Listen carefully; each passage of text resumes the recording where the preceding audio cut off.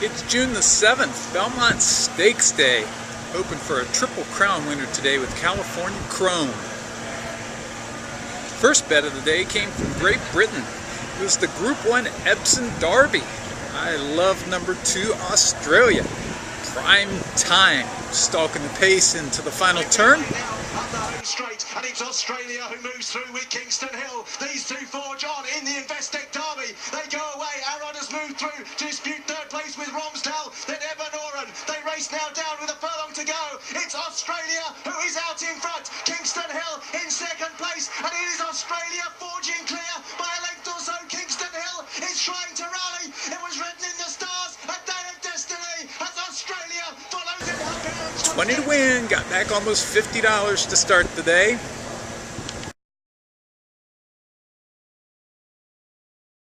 My first live bet win on track today came from Monmouth Park, where I like number 3 Big Dealer. The field was a combined, oh my God, 0 for 83 since 2012. But today, trainer Edwin Broom put Paco Lopez up for the first time, and that's a 40% club move right to the front. And Paco Lopez just on cruise control through the stretch aboard Big Dealer, who's going to sail home a much the best winner. This race was just never in doubt. Tripled the bet, win number 2. Third at Monmouth was a 6 furlong claiming event. I like number 6 Exclusive Sarah, who went off as the 1 to 2 favorite. Coming back for second start at the Monmouth meet for David Jacobson. That is a Monmouth Park 40% club. And with Paco Lopez on, that is also a 40% club. In fact, Jacobson and Lopez winning at 80% together over the past 2 summers. Dueling on the inside, and then in one of the most remarkable finishes. Watch this in mid-stretch. Together though, PJ Hooker, Exclusive Sarah had to, Exclusive Sarah stumbled right there in mid-stretch. Checked and almost fell off. Unbelievable, but watch this, he gets back in the saddle. PJ Hooker's now opening up. Exclusive Sarah lost all chance at the 8th pole in a battle for second, but as they come to the wire, PJ Hooker with a 7-length lead onto the wire, but hold all tickets towards inquiry. Obviously the winner's disqualified, and I am elevated up to first. Tripled the bet. Woohoo! Come right back at Gulfstream. In their second race, we're on the turf. I like number 5, Discreet Ed. He was a 3 to 2 favorite, had trouble last time out. Rallying on the outside. Up on the outside, it's Farley's Mandate, and a bit tight there was Willie P. Had a check there, but did Willie pay? Here's Discreet Ed outside of Farley's Mandate. Farley Baskets inside, 3 horses to the wire. Oh, second. But wait, inquiry and objection. Yes, he's put up to win. 2 wins in a row by DQ. Can you believe that? I walk back inside, and there we are at Calder, 5.5 furlongs, flash alert, tons of speed, easily wire to wire. All out to try to re-rally second. Here come the closers, Steadfast Cat, Mad Patriot down the center of the track. Even I'll Be Back is starting to roll in, but running out of time to get to Flash Alert. Flash Alert from Mad Patriot as they run in the final 16th. It's Flash Alert in front, Flash Alert holding on. Mad Patriot. I'll take my 5th winner of the day. Meanwhile, here at Gulfstream, in the 4th was a 5 furlong 2-year-old maiden special weight, Curlin's Princess. Second time out, looked to be tons the best. Went off at a prohibitive 1 to 5, right to the front. Curlin's Princess has to shake up for the drive and opens up by 3.5. Back to second is Jamie's Dancer, Series Song on the outside. Late run even from Jill's Bottom half of the Super, but Curlin's Princess is long gone. Curlin's Princess to 4th, handedly by 3. Take the win. The 4th at Arlington, we are going 1 mile, maiden special weight. I like number 3, Repeat Alert, former student. One of my favorite jockeys, Rosemary Homeister, had dueled back-to-back times and had come up short last time in a 3-way head bob. But today, Rosemary had a rating off the pace of 48 to 1 long shot, made her move on the turn. Home, 3/4, 1 minute 13 and 3/5 seconds. Coming down from the final furlong, Repeat the Fleet has built up a 6-length lead. Alazan Shiner toward the inside. Empire Strikes again is running on the outside. Step Kid, it's Repeat the Fleet and Rosemary Homeister Jr. Repeat the Fleet. Double bet, nearly $30 on Rosemary. Thanks, Rose.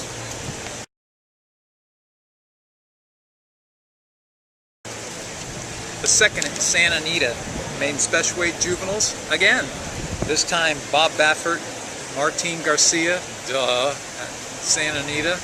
Does it get any easier than that? 4 to 5 on number 8 Holiday Camp. press the pace to the turn. Striding home now, goes on to lead it over a length. Late run from Rowdy Dillon in the centre of the track. Diamond Majesty still in there as well, but it's Holiday Cantia by 3 as they come down to the wire. Impressive performance from Holiday Camp. Never looked like losing. Holiday Camp easy run. Much the best. At Monmouth, the non-winners 1 allowance, going a mile 70 yards. I like number 3, Long Blooming Rose, dropping out Naira Company in New York to run here at Monmouth. Paco Lopez up right to the front. Long Blooming Rose, eye to eye at the top of the stretch. Little Escape Artist on the outside in 3rd, and down inside maybe tonight is 4th. 8th pole now. Long Blooming Rose trying to turn back Chubbiana, doing just that at the 16th. Long Blooming Rose in front. Chubbiana fights right to the finish, but Long Blooming Rose gets the upper hand and crosses the wire first. $15. 7th at Calder. Even though it's been bright sunshine all week and all day today, I figured they'd take it off the turf. They did. My top pick was number 7, Duck Duck. Steadied at the start, trailed the field, coming back with just 7 days rest. As they hit the turn, I'm like, where's Duck Duck? And then, uh-oh, here he came flying. And Duke is starting to advance from the back of the pack. He's 4 wide as they have come to the top of the stretch. It's a Sin turns him on down. It's a Sin bracing for the challenge of Duke, who's now run all the way into the 2nd spot, and he continues to close on the outside. It's a Sin. Duke is coming for him at the 16th pole. It's a Sin in front. Duke now right alongside. Duke up and by to nab the Oh win. yeah, Duck scores. Then I came right back, and we were at Monmouth on the turf, and non-winners of 3 lifetime, going 8.5 furlongs. I like number 9, Logan Street.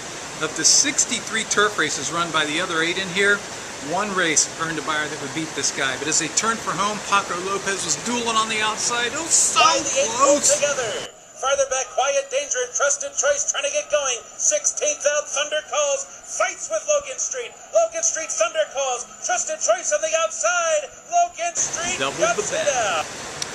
I got my next win in the 6th at Arlington, and non-winners of 1 allowance. Number 1, Sleepy. He got a big wow for me when I looked at the past performances. He came off a 13-month layoff, dueled through a 45 and 3 pace at Arlington. That's just wicked.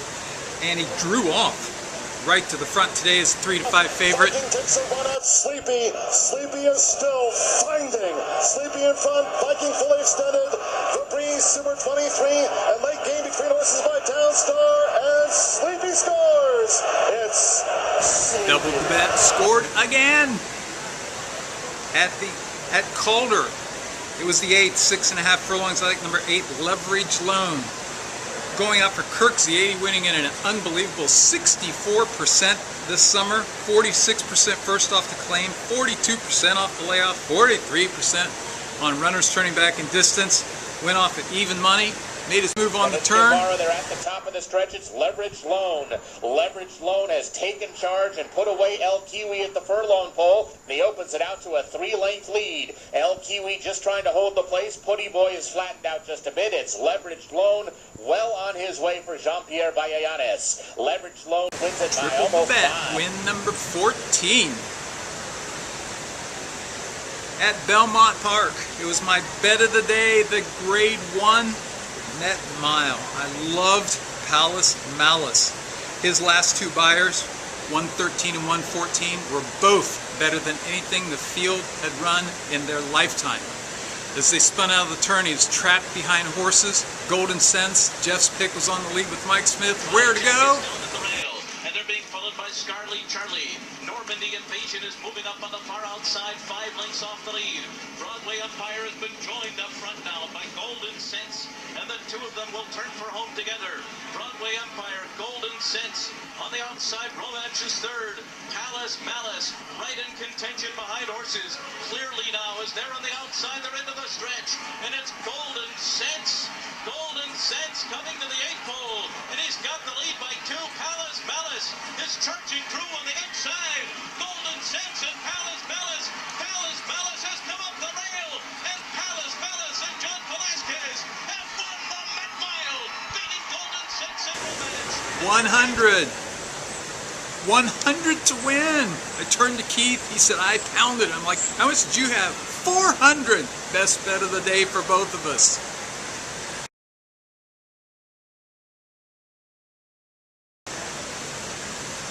Hollis Malice collected almost $250. Woo, it's a nice day.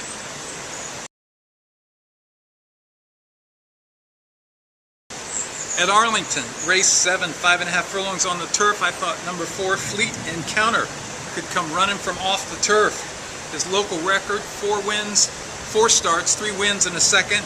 As they turn for home, he's between horses, 4 or 5 off the lead, kicked it into high gear. And then looking to move up and burst between horses, Fleet Encounter and Baba Lucy's last. A furlong to go, Enchanted River. Here comes Fleet Encounter's charge now for Santos Sanjor. And it's Fleet Encounter. Enchanted River from the inside. Can't make strides length with Fleet 720. Cash for another near $20. Man, it's turned into a good afternoon. The finale at Churchill Downs. I was looking for my first win under the Twin Spires, man. It's been a long day there.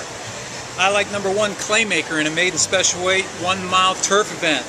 A lot of people I thought would let him go off at a price because when he first tried the turf, he did not look very good, but it was a glacial pace and he's a strong finisher.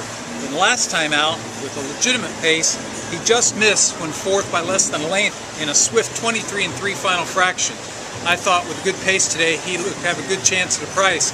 Went off at 9-2, sat between horses on the turn, and then...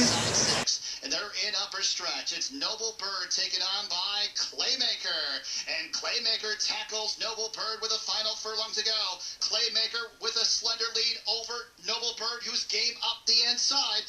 As it's Claymaker. Claymaker has the lead as they come down to the finish. Claymaker get caught. Oh yeah, over 50 bucks on the last race at Churchill. That's nice on my 16th win today.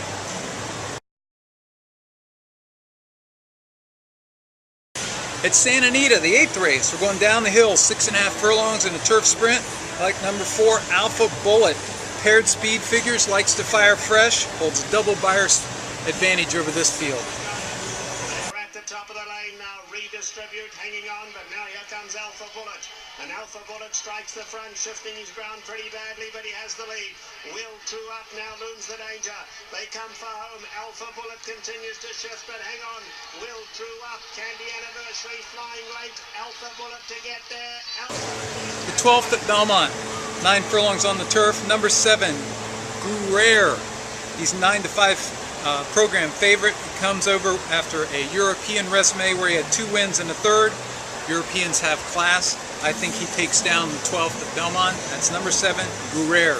Double the bet. Then Shining Copper, Mr. Jenny. Guerrero produced on the far outside for the run into the final furlong, followed by Arctic North. But Red Vine's got plenty left here for that last 1/8 of a mile. Guerrero is coming hard down the far outside. North Star Boy coming off the rail. Red Vine trying to hang in there, and Guerrero got him. It's been a great day out here. So many wins, especially the middle of the afternoon, and catching my best bet of the day. Just awesome.